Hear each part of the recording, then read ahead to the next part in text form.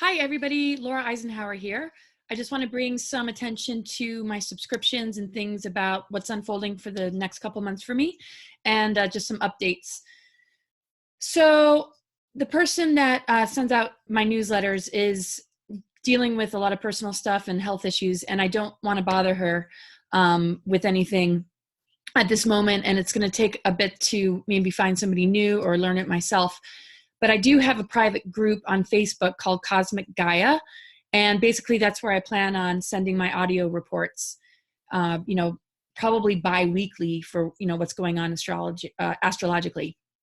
I also offer 10-minute sessions, but because I'm all filled up, I can't take any more 10-minute sessions.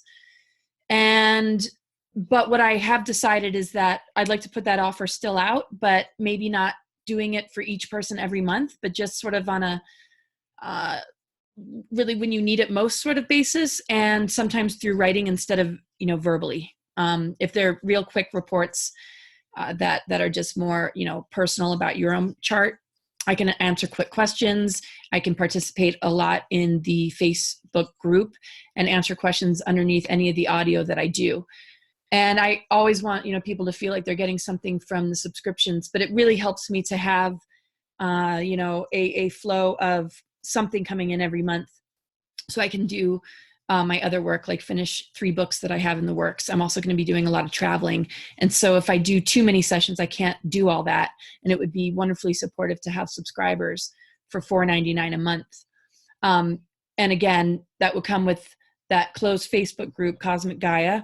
Also, when you need it most, sort of 10-minute sessions, whether that's verbal or written, you can try and book on my website for the 10-minute session. But if you find you're in crisis mode and you can't get in a timely way, just send me a personal email. And for those that aren't on Facebook, because I know a lot of people who have subscribed aren't on Facebook, if you could send me a personal email and let me know, I can save that email. And when I put the audio out, I can directly send it to you. And this way it won't go to spam, because I've found that even using the newsletters that I have been using, or whatever format that goes through it, a lot of people don't even get it. So this might even be more efficient. So between personal emails with the bi-weekly astro reports and the Cosmic Gaia page for those reports, and also when you can get into a 10-minute session, great. And if you need one really bad, with the subscription, you can write me personally and I can either write it out or talk verbally. And I just wanted to double repeat that just in case it didn't sound very clear. I'm also going to put a donate link in the description. I could really use assistance just to be able to get these books done and to give me a little bit of a cushion when I go travel. I'm going to be doing a lot of conferences without my partner, and finances are really low. And I will be going to Brazil, Australia, Hong Kong, quite a few places around the United States, and on my way to Hawaii next. And also I'm going to put my website in so you can see the events that are coming up. And I think people, think some are in the field to make a lot of money. I tend to not quite understand that because it's not a big money maker. I'm sure there are some people that have figured out a way to generate quite a bit of an income, but for me, it's pretty much hand to mouth. And just for the added security, it would really be wonderful to, or just also just to have the added resources to finish these books. They just seem to be this long, and it's just like this long and drawn out process for me. And I've been trying to get them done for quite a number of years. So yeah, any support would really help, whether that's the subscription that comes with something for $4.99 a month, or any kind of donation that, down the road when I'm not so busy, I can, give back with some kind of session. If you, tell me that you're one of the people that made a donation, I can, do something as an energetic exchange, because that's extremely important for me.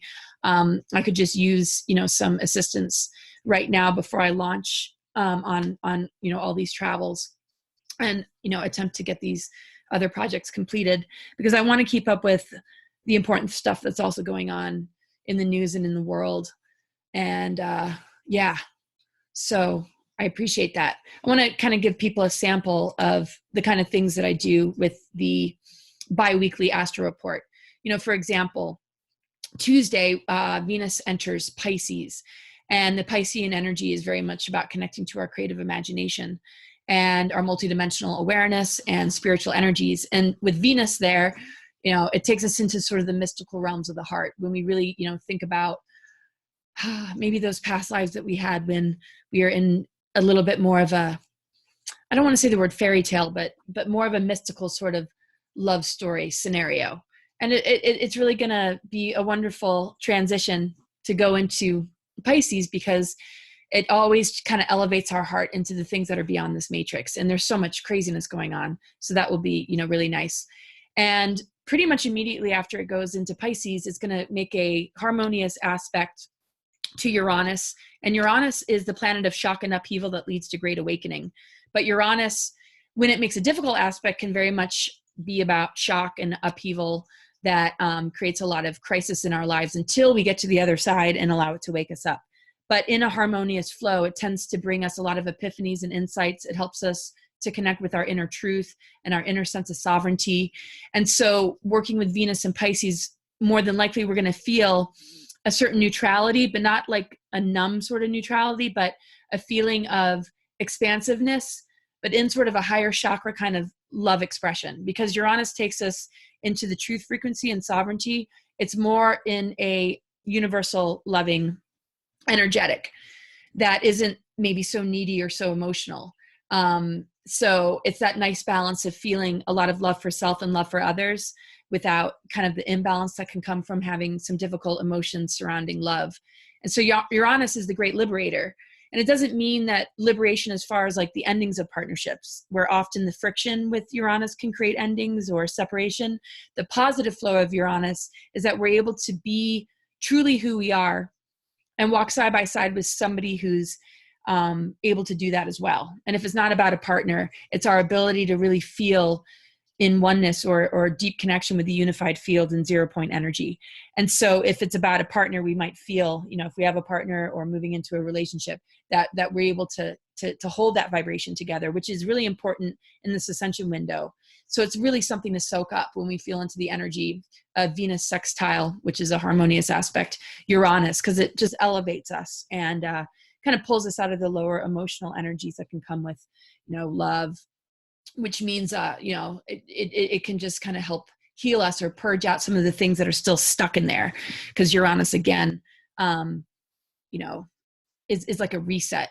And the harmonious aspects are just far easier. The challenging aspect with Uranus can be extremely bumpy. So Thursday, Mercury is making a semi-square to Uranus. So we might feel a little bit of anxiety in our mental bodies and a little bit of tension.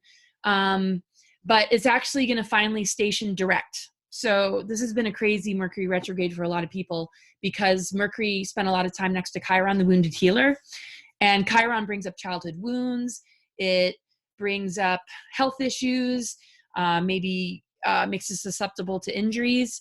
There's a lot of people that have been having massive health crises during this Mercury retrograde, or just some, very different events take place. I had my phone stolen, was fortunately able to get them back, but that was a total Mercury retrograde type thing. And then Chiron, the wounded healer, moved next to the sun, and it's still very close to it. So if this has been a really rocky time, just know that it's just going to get easier. We're dealing with a lot on a global level that is affecting us. And anybody who's sensitive, it's really hard to separate from the things that are going on in the world, but it just feels like there's a huge wave of goodness. But it depends on your views. And the most important thing for me is that we can have our differences and still maintain love and respect. There's just so much confusion out there as far as what to think and what to believe. It's just important that we stay flexible, because the truth will eventually emerge, and we might have to adjust ourselves to whatever that is. And it might be different than what we thought. So Friday, Mars will make some aspects with Neptune, and it's a little bit of a challenging aspect, but it's also one of great growth, and it's a quintile. And with Venus already in Pisces, which Neptune rules, maybe that's Mars quintile Neptune. So the Mars energy with Neptune really helps us to integrate the multidimensional nature of the greater reality, right? So when our Mars energy, which is more about our ego, is functioning from a more spiritual, multidimensional perspective, it helps us to deprogram. It helps us to see what is beyond the reality in front of us. And sometimes we're challenged with that. Sometimes we might think it's, too out there, because it also rules, the creative imagination. But the thing is, that's how we turn visions into reality. That's how we manifest goals and dreams into reality. And our Mars energy, which is our willpower and our sense of identity, does very well to tap into it. Artists tend to have this placement. But Mercury is also involved. I know I did mention Mercury, but that's a semi-square with Uranus. And like I said, for, what's happening on Thursday. So we might feel a little bit of tension, and then might need to really step into that feeling of being a co-creator, sort of like an artist with energies beyond this reality. So the challenge with Mercury feeling some kind of friction is going to say, can we elevate ourselves to represent our own internal truth so that we can really begin to attract the greater truth? And the greater truth in our world has a lot more to do with ascension and our DNA and the earth grids and things that are going on a cosmic level more than a matrix level. That tension to sort of break free a little bit from how we might feel really held down by all the world events, will encourage our ego energy to start to shift a little bit out of the binding forces that might keep us constantly in a reaction place, where we're constantly reacting either out of anger, frustration, or fear, or concern, or, allowing that outer reality, in this lower density to dictate what we feel the future is going to be.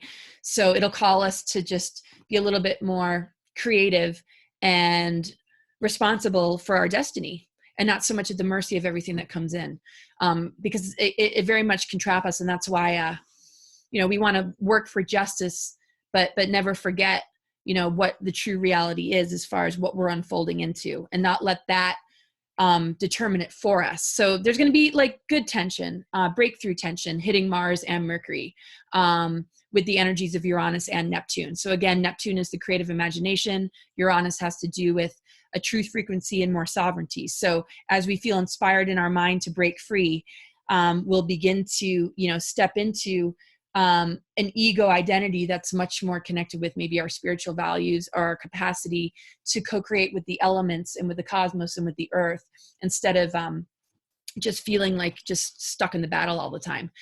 And then we move into the weekend with a difficult aspect between Venus and Saturn. And so because Venus is in Pisces and Saturn is in Capricorn, it's going to be sort of that challenge between our spiritual, mystical nature and the physical reality that's in front of us, and some of the blocks we might feel as we begin to transmute and alchemize some of this lower dense stuff. So Saturn has a lot to do with the law of structure, but it also has a lot to do with patriarchal agendas and control agendas. So when we start to work with Saturn on our own terms, we're really on a path of mastery and becoming teachers.